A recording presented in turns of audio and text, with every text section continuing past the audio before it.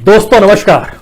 दोस्तों आज उन लोगों की बात होगी जिन्होंने तालियां बजाई, जिन्होंने थाली बजाई, जो बालकोनी में खड़े होकर दिए जला रहे थे। क्योंकि भारत की अर्थव्यवस्था की जो तस्वीर आज रिजर्व बैंक ने रखी है वो शायद 20वीं सदी में आए सबसे बड़े आर्थिक संकट से ज्यादा बड़ी तस्वीर मौजूदा वक्त में दुनिया के सामने अगर उभर रही है तो भारत भी उससे अछूता नहीं है। यह बहुत साफ तौर पर कहा गया। लेकिन इसके समानांतर रिजर्व बैंक ने यह भी कहा कि भारत की इकोनॉमी काफी बेहतर है, काफी बेहतर थी, लेकिन मार्च में वायरस के संकट के बाद से अर्थव्यवस्था डामाडोल हो गई। यानी इससे पहले जो आर्थिक स्थितियों की बिगड़ी हुई स्थिति का जिक्र हम डिमोनेटाइजेशन को लेकर करते थे, जीएसटी को लेकर करते थे, रोजगार ना होने को लेकर करते थे, उससे पल्ला झाड़ने की कोशिश भी की गई। और इतना ही नहीं, इस बात का भी जिक्र जब रिजर्व बैंक ने कहा कि G20 दरअसल ऐसे देशों का समूह है जिसमें कमोवेश इस समूची दुनिया के लगभग 350 बिलियन लोग आ जाते हैं, यानी 350 करोड़ से ज्यादा लोग इसमें समाहित हो जाते हैं। भारत भी है, चाइना भी है और दुनिया के और 18 देश भी है। उनकी तुलना में भारत की इकोनॉमी अच्छी है, इस बात का भी जिक्र किया गया। हमें लगता है कि आज जरा सिलसिलेवार तरीके से वह तबका समझने की कोशिश करें जिसे शब्द दिया जाता है अंतर्राष्ट्रीय बाजार में मिडिल क्लास।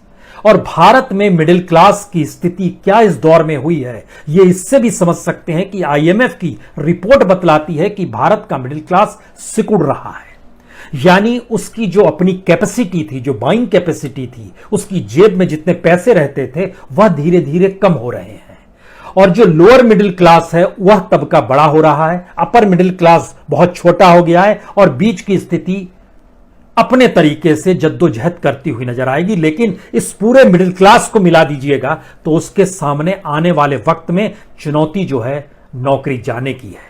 उसके सामने सबसे बड़ी चुनौती जो है वह बचत का पैसा खर्च होने के बाद नौकरी नहीं मिलने की है। जो ईएमआई चुकाना है उसको किस रूप में चुकाया जाए या कितने दिन की राहत सरकार देती रहेगी यह भी देखना होगा, क्योंकि सरकार ने मिडिल क्लास की तरफ से हमेशा आंखें मूंदी है और मिडिल क्लास के सामने सबसे बड़ी त्रासदी इस वक्त आने वाली है।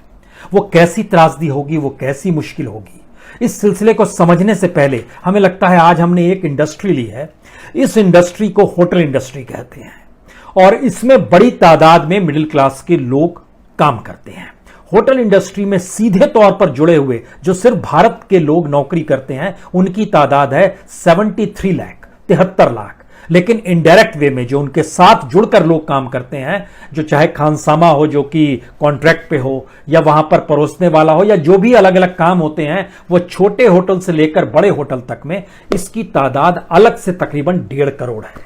यानी 2.25 करोड़ लोगों को नौकरी देने वाले होटल इंडस्ट्री का पहले जिक्र समझ लीजिए, क्योंकि इसके जरिए इसका अपना बिजनेस जो है तकरीबन 4.5 लाख करोड़ का बिजनेस है। इसका जो भारत में बिजनेस है वह पिछले 4 हफ्तों से ठप पड़ा हुआ है।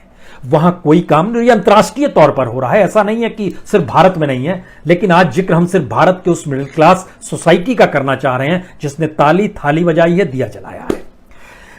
5 लाख रेस्तरां इस देश में रजिस्टर्ड तौर पर हैं, जिसमें काम करने वाले तकरीबन 2 करोड़ लोगों के सामने मुश्किल यह है कि अब वह कैसे उनकी जिंदगी चलेगी, यह एक संकट है। वो कैसे भरपाई होगी, क्योंकि जो होटल चलाते हैं उसमें तकरीबन 92% होटल चलाने वाले लोग ऐसे हैं जो कि एक लिहाज से किराए की इमारत लेते हैं जहां पर वो होटल चलाते हैं। उनकी टोटल आय का 20% वो किराए में दे देते हैं, जो मौजूदा वक्त में मान लीजिए किराया माफ भी हो गया, लेकिन ये पटरी पर जब चीजें आएंगी तो उसको लौटाना होगा जो उनके अपने कॉन्ट्रैक्ट्स रहते हैं। उस कॉन्ट्रैक्ट्स में सरकार की भागीदारी किस रूप में होगी, यह तभी सवाल उठ सकता है जब सरकार के पास पूंजी हो। रिजर्व बैंक के पास इस देश में पूंजी हो, नहीं है पूंजी। और यह मुश्किल हालात में बार बार इस देश के भीतर का संकट है कि अलग अलग सेक्टर में नौकरी जा रही है। जिस रेडियो और टेलीविजन के जरिए, राष्ट्रीय न्यूज चैनलों के जरिए और दूरदर्शन के जरिए प्रधानमंत्री ये कहते हैं कि कम से कम जो एम्प्लॉयर है वो एम्प्लॉइज का ध्यान दे, नौकरी से ना निकाले, उन्हें पूरा पेमेंट करे, उन्हीं के मातहत काम करने वाला जो ऑल इंडिया रेडियो है, वहां पर कॉन्ट्रैक्ट वर्कर ने जितने दिन काम किया उतना पैसा मिलेगा, बाकी दिन नहीं मिलेगा। इस बात का खुले तौर पर जिक्र है, कर दिया गया। यानी मतलब साफ है कि एक संकट है और ये कहने की बात है, और इसमें मिडिल क्लास के बारे में जिक्र किया नहीं जाता है। जो पहला पैकेज था वह 1,76,000 करोड़, उसके जरिए इस देश के 80 करोड़ उस तबके का जिक्र था जो गरीब है, गरीबी की रेखा से नीचे है। आने वाले वक्त में जो पैकेज आएगा वो कॉर्पोरेट के लिए आएगा। आज जो पैकेज आया इसका हम जिक्र करेंगे और बताएंगे इस पैकेज का कोई महत्व भी है या नहीं है, जो आज रिजर्व बैंक ने ऐलान किया है। लेकिन होटल इंडस्ट्री के साथ जुड़ा हुआ है vegetable industry, non veg industry, dairy products, fruits, flower, सब जुड़े। और तकरीबन इस देश में जो खप जाता है इन होटलों में, तकरीबन वह 12 से 18% माल उसमें खप जाता है, जो कि एक लिहाज से रुका हुआ है। इस रुकी हुई परिस्थिति में सबसे ज्यादा इफेक्टिव है मुंबई, पुणे, हैदराबाद, दिल्ली, इंदौर, अहमदाबाद, जो कि एक लिहाज से हॉट जोन है वायरस को लेकर। यहां पे सारी चीजें ठप पड़ी हुई है।